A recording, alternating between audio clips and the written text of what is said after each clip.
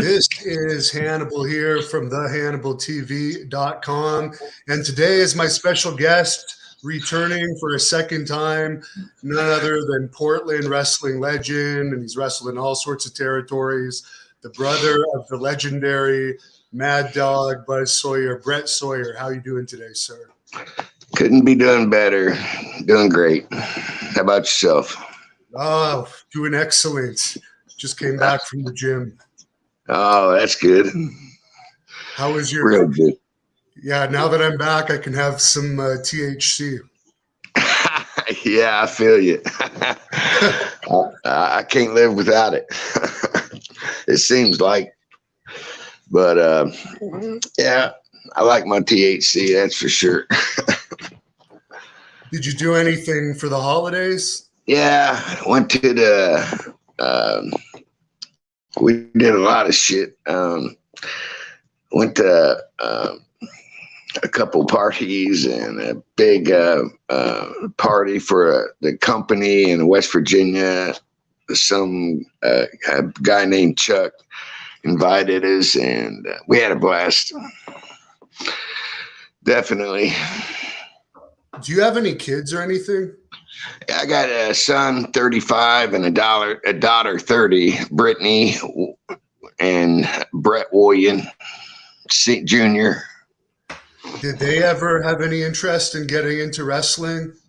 Well, not really. My daughter was going to get in it, but that didn't happen. My son, he's into rap, all that crazy stuff I can't stand. But yeah, my son, I just didn't want him to get in wrestling. There's a lot of politics in it, and I loved everything I did, but I still wish I'd have went to the baseball route, but too late now. But I made the best out of it. Did you do amateur wrestling as well before pro wrestling?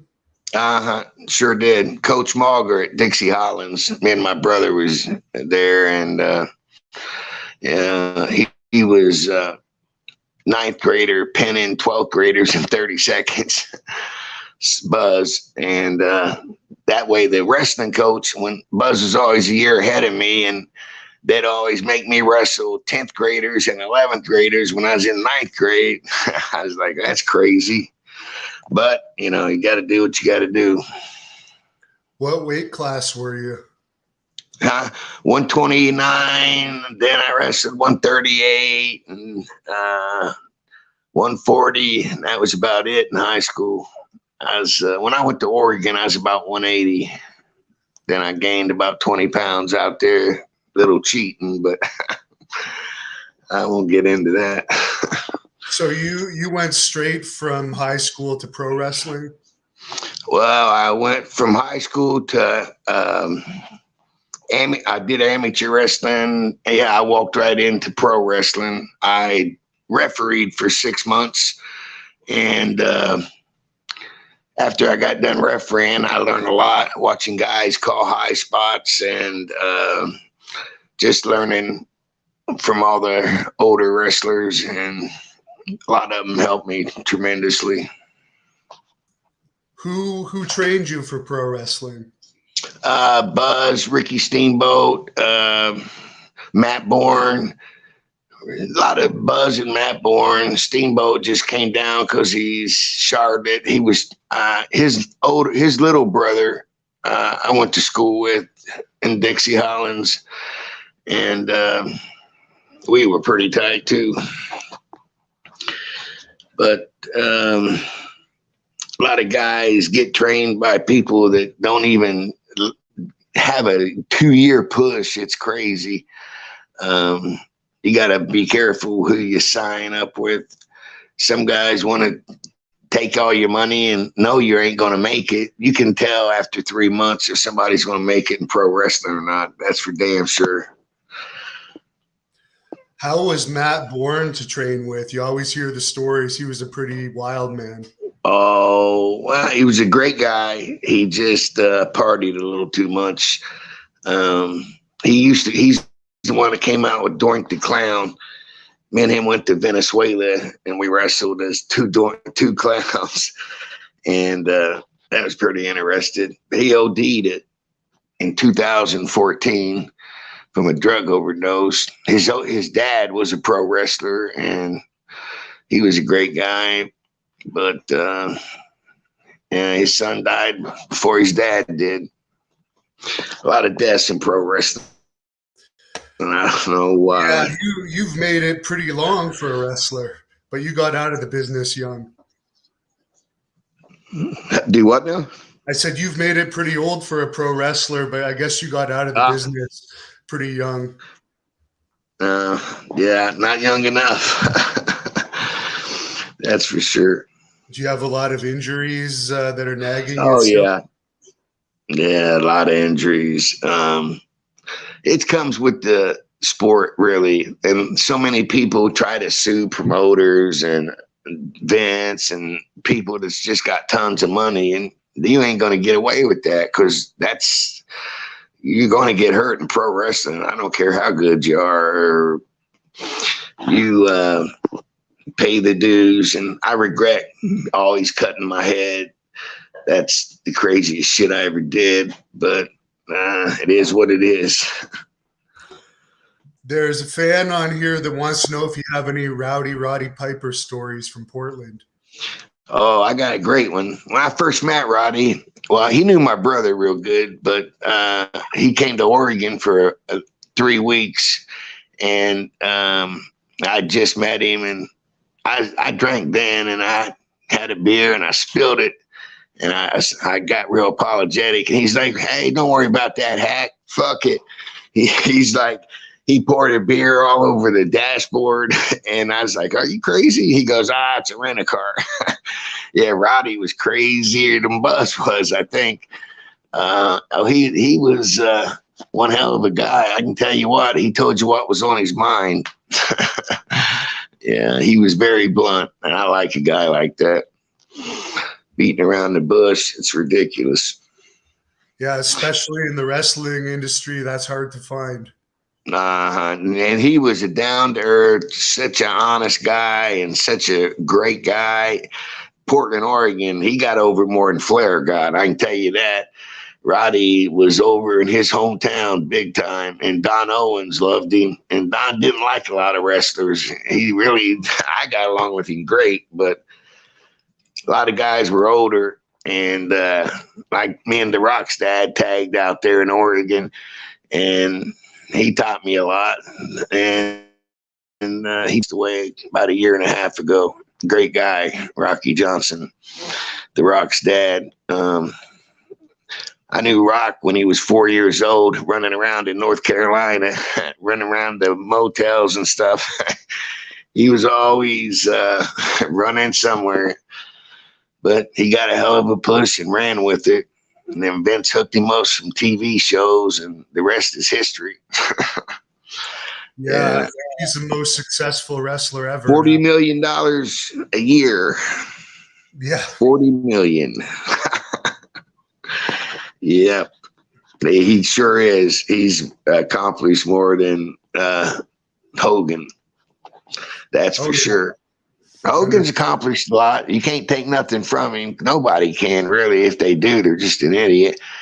He's over like $1 million. He's just got to drop away. You know what I mean?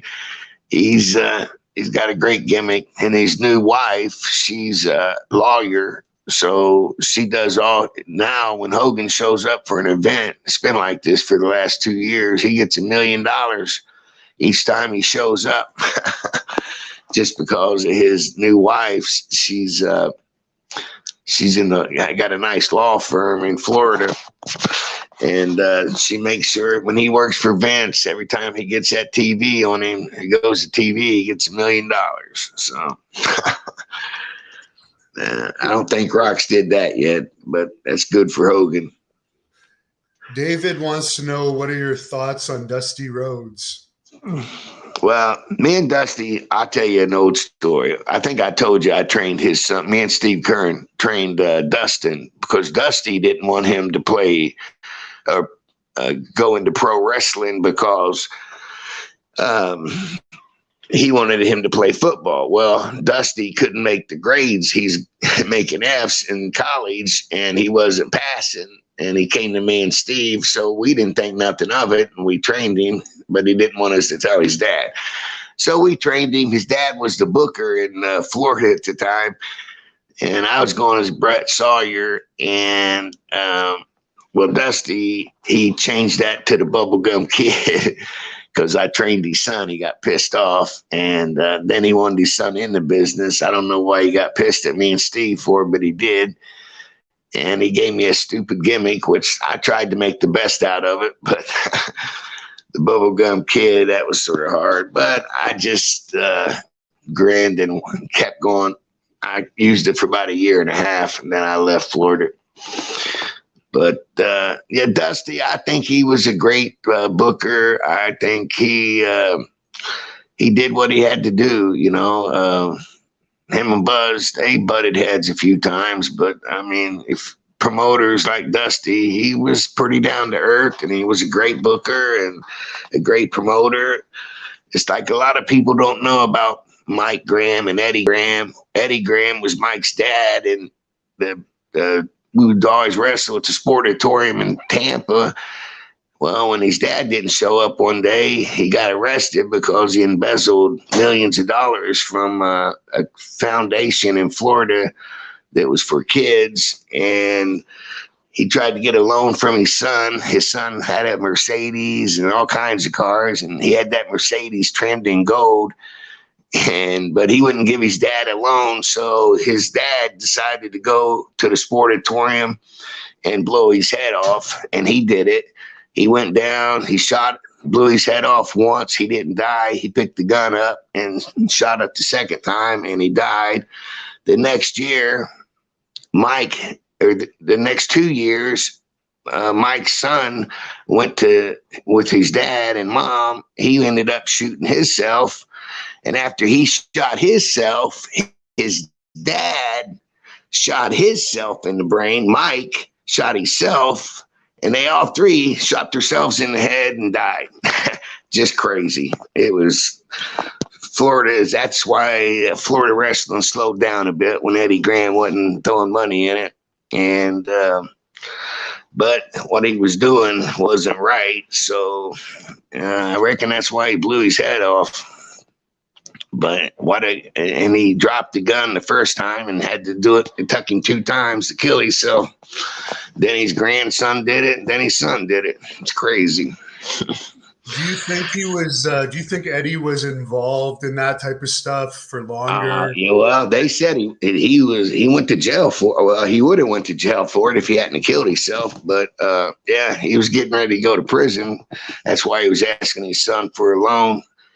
And I reckon Mike Graham didn't want to give it up. It's pretty sad not try to save your dad's life.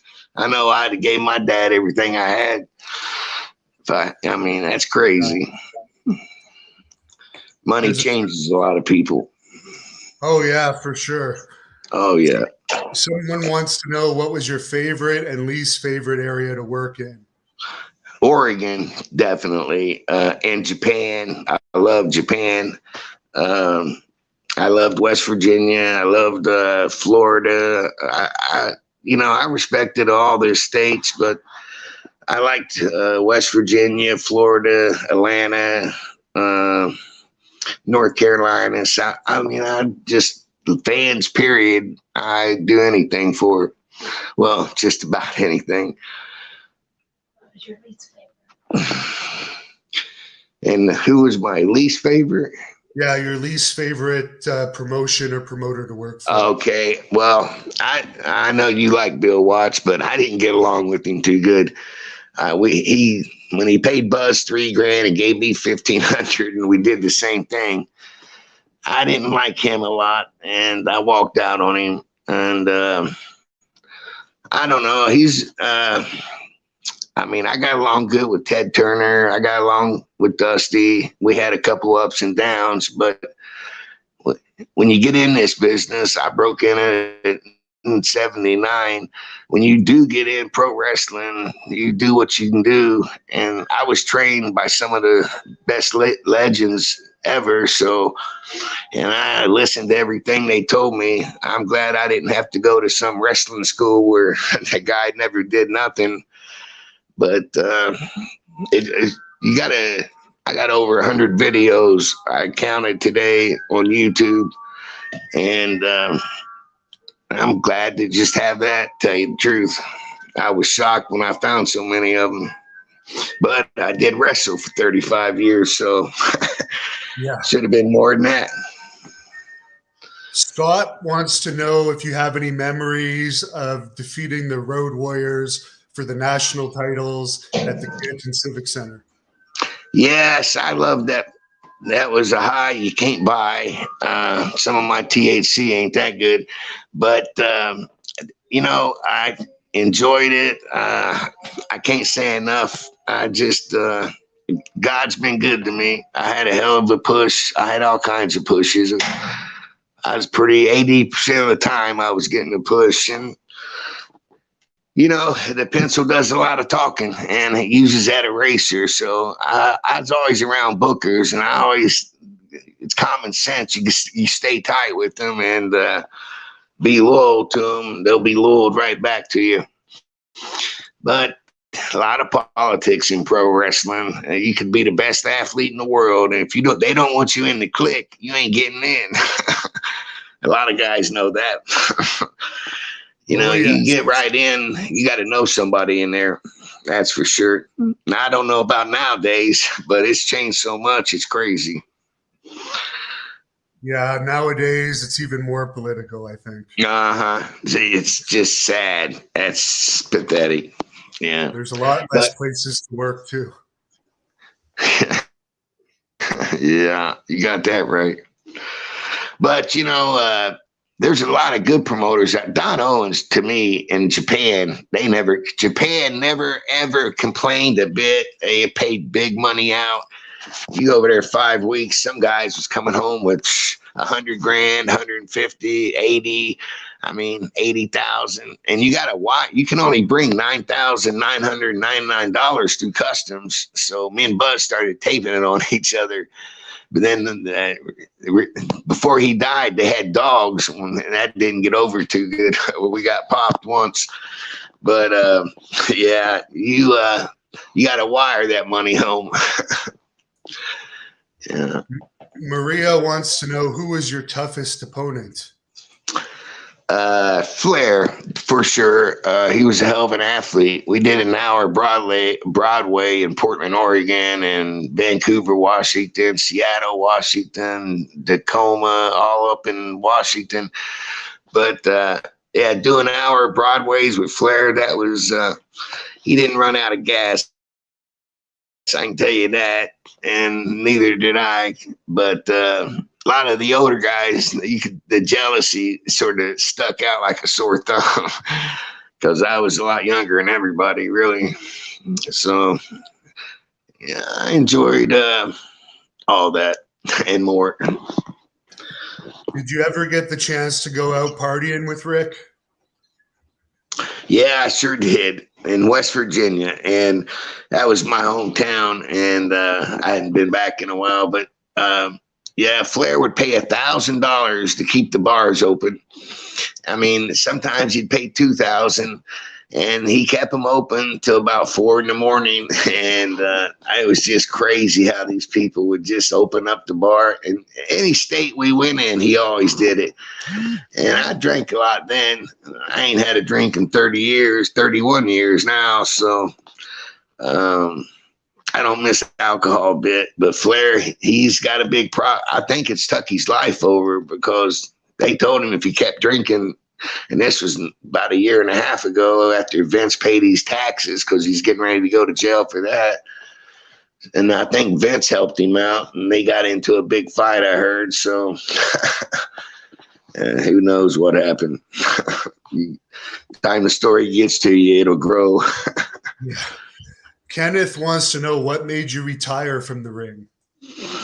I had a heart attack at 50, and then I wrestled about 4 years after that. And just my heart, like last time I was on your show, my face was all swollen up from blood pressure medicine. And if you noticed, but I just had to slow down, and I'd been in the fast lane way too long. That's for sure. David wants to know if you have any Billy Jack Haynes stories. He's kind of disappeared lately. Oh yeah, I have. I used to like Billy Jack, and I'll tell you, he came to Oregon. I came to Oregon in 1980, and I didn't want to go to Atlantic. My Buzz was the booker, but I was like, well, I'm going to make my own name. I don't want people thinking I'm hanging on my brother's coattail, which a lot of them already thought that. So I said, I'm going to Oregon, and I'll be by myself. He says, yeah, that'd be a good thing. We'll keep in touch. And we did every day just about. And I don't know. I just love Portland, Oregon tremendously. It was, I had to prove myself, and I did, I feel, because when I did more out there and I did all over the world. And 30 years later, I mean, it's just crazy. But, you get your ups and downs, and I've been to a lot of deaths in my life. Lost all my family except one brother, and he's not doing good. But you keep moving. Did you know Art Barr that well? I knew Art Barr real good. I didn't know him real good. I got to know him. He was okay. I mean, he had problems with egos and stuff like that. And I look back, and like Billy Jack Haynes, oh my God, I trained him, and somebody else trained me too, but I did the major training, and he turned on me. He started calling, like he's telling everybody Vince McMahon sent drugs to your motel room and steroids. I can tell you, Vince McMahon never worked for him just because Buzz beat his ass. But I can tell you, he was not as bad guy as people make him out to be, even though he was an asshole. But hell, the money he made, you can be an asshole when you make billions of dollars and have 20 lawyers. I mean, that's just, but Billy Haynes, he went out and he got a breakthrough Vince, $1 million a year or something. And then he screwed that up 2 years down the road. And then he went against Vince, which when you got the pull and the leverage that Vince McMahon's got, that's the last guy you want to be screwing with. And Billy Haynes, I heard him whining on Vince gave me steroids, and the Billy Jack was selling steroids in Portland, Oregon. I mean, he was so humble at first, and then as soon as he got a break, boy, that cockiness kicked right in. Just like my brother told me when I was training, oh, don't ever be cocky because you'll pay for it. And my brother, I puked in every sack in every corner that day. And Billy Haynes, he just irritated the shit out of me because he just knocked the business after he'd gotten a 4-year run, and it wasn't even 4 years. It was a little over 2, I think. But I reckon he did jobs for a while, and his career, it took a dump, and it's just like a spiral plane crashing. There's no saving it. And anytime you see him on YouTube or on TV or at wrestling show, he's knocking pro wrestling promoters, wrestlers, and how sad everybody robbed him and all this bullshit. He'd spent his money wrong. He was a single guy. He stayed single. That makes me a little weary about him being bisexual, but I don't know nothing about it. But he just wasn't right. Steroids got to his head, I think, really. Yeah. Do you believe his stories that he was they're all bullshit. Oh, man. And then they have him being a cocaine dealer. Well, first of all, you're not promoting that, but he did. That's somebody that tell you how many brain cells he's got. And second of all, why would you go around telling I mean, Vince, anybody that worked for Vince knows he wasn't sending no drugs to your damn motel room. He wasn't sending steroids. Billy Jack Haynes was just trying to get back at him, and all he did was cut his own throat. And I reckon he realizes that now, but there's never going to be a settlement in that. Vince would have already settled when he settled because they didn't want him to have a pro football team, and now he's got one. The only reason he got it is because he sold his business to who was that? You know who did he sell that? That big company. What is it? Walt Disney World. He sold out to Walt Disney World, and he got his football team because he paid all himself. Not on that one that Billy Jack's getting. I think it's like 80 wrestlers. It's in that lawsuit with Billy Jack Haynes, and they're going to be waiting. They'll probably die before they see money. Yeah, I think it was thrown out of court twice, so I think it's pretty much over now. Oh, was it? Okay, I didn't even know that. It was just recently thrown out. Yeah, that's all lie. Say that again. Oh, I was just saying that last year it was thrown out for the second time. Yeah, well, it should be. It should. I mean, it's just crazy. No, all the wrestlers, nobody ever got steroids sent to their motel rooms and drugs and painkillers like he made Vince sound. And that's probably why Vince stuck it up. He's, you know what, because he got tired of hearing him cry all the time. He was complaining about his injuries. I mean, you're not playing a ballet. You're doing pro wrestling. You should expect to get hurt. Sometimes I'm trying new moves and stuff. You're going to get hurt no matter what. Yeah. Rick Brooks wants to know, what was the first territory that you and Buzz tagged in together? Well, we tagged in Atlanta, Georgia. That's when we beat the Road Warriors. First tag team ever beat them. Yeah, that's when I turned Buzz babyface. My mother, they flew my mother in, Gypsy, and she hadn't seen my brother in a couple years, so that was good. And it got over with the public eye, and they knew 80% of the people didn't know me and Buzz were brothers, but 20% did. And we sold out a lot of places with the Road Warriors, and made a lot of money in that 2 years, paid a lot of dues in that 2 years, broke a few bones with the Road Warriors because they're stiff as hell. They're about as stiff as Buzz. So that was a nightmare, but I lived through it. How did you get along with the Road Warriors outside of the ring? Great. You know, I could be honest with them because I'd tell them they did break my wrist. They didn't break my wrist. I mean, I really couldn't remember. We were so busy, and we never had days off like they do now. If you had to drive 300 miles, they'd make you drive, but anything over that, you'd fly. So, yeah, life's been good. Mike wants to know if you could give a Matt Bourne story. Well, what kind of stories you want to hear? I know Matt real good. I knew him real good. I hope he rests in peace. He was a great guy. He's like Buzz. He was a little cocky. I mean, they was telling me how not to be cocky, but I mean, they did have a lot of experience on me. So I listened to it, but I could see they wasn't practicing what they was preaching. That's for sure. Did you ever see him in one of his barroom fights? Oh, yeah. Matt was crazy. He gets 6 beers in him. He's ready to fight. And, you know, I ain't going to lie. I was about the same. But that's why I haven't had a drink in 31 years, and I don't miss it a bit. What made you stop drinking? Was there one particular incident? Just my wife. Yeah. She said she'd leave, and I said, well, I quit. And I did. James wants to know if any wrestlers ever tried to shoot on you in the ring. Oh yeah, yeah.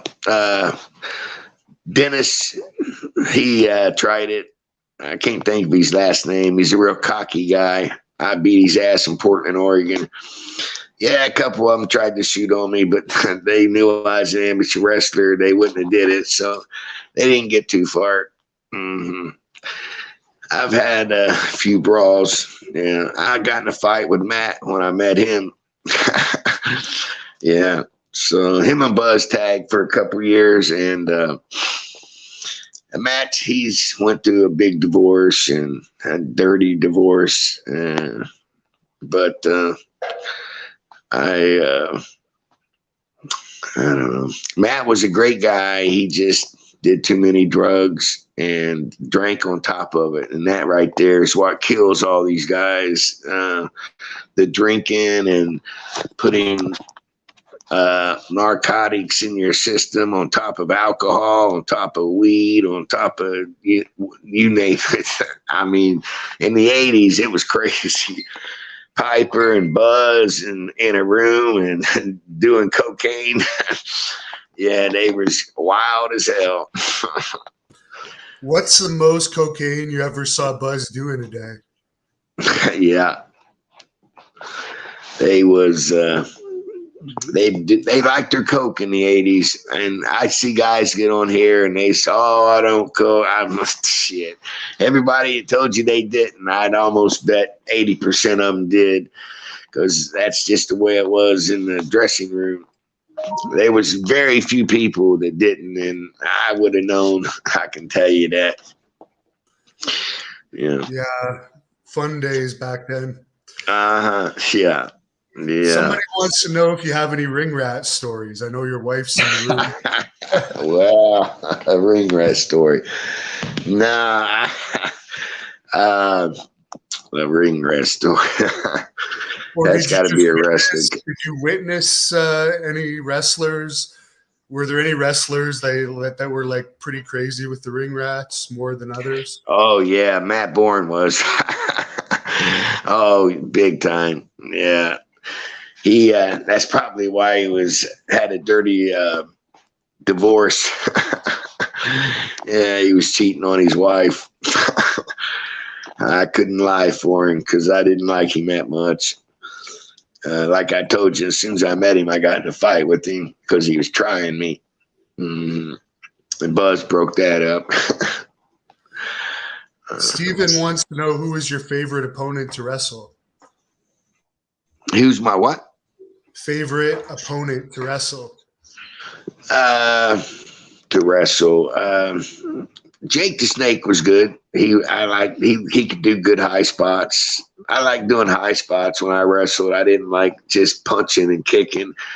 And I like telling a story. A lot of guys don't do that, but a lot of guys with knowledge does do it, and it gets over well, and you have a much better match. I like Jake. I liked working with Flair. I liked Road Warriors. They was stiff as hell, but we had some good matches. We trained them when they came in, me and Buzz and Ole Anderson. And because when they got to Atlanta, they couldn't tie their boots. And ever who taught him, I can tell you, boy, they should have got it for free because he didn't know shit from Shinola. But they caught on quick.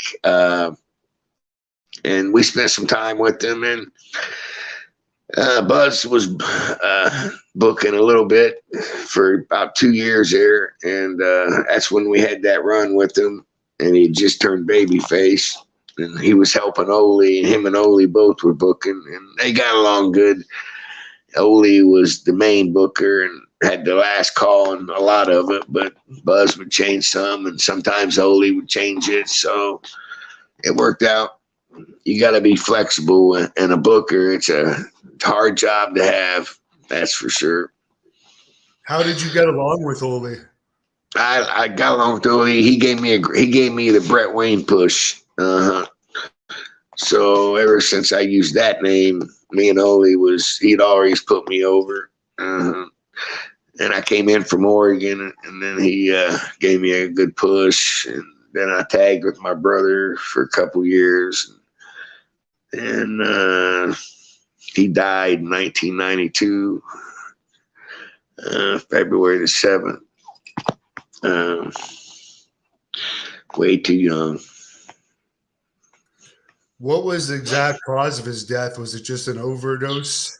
Drug overdose, steroids and cocaine blew his heart up. It was over 30 years ago. Yeah, stupid as hell. A lot of guys do it. I mean, it's sad as hell to go through there and see that list and read that list, because I knew a lot of those guys and they're all dead. It's just, I feel like I cheated death. For sure. Rob wants to know if you have any memories of world-class championship wrestling. Yeah, not a lot, but that's with who's that with? Devon Eriks. Devon, yeah.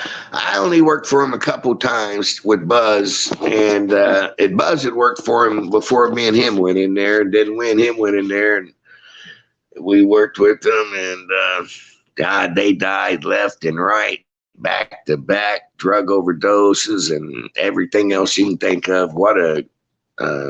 They had a curse on their family that was out of this world. Yeah.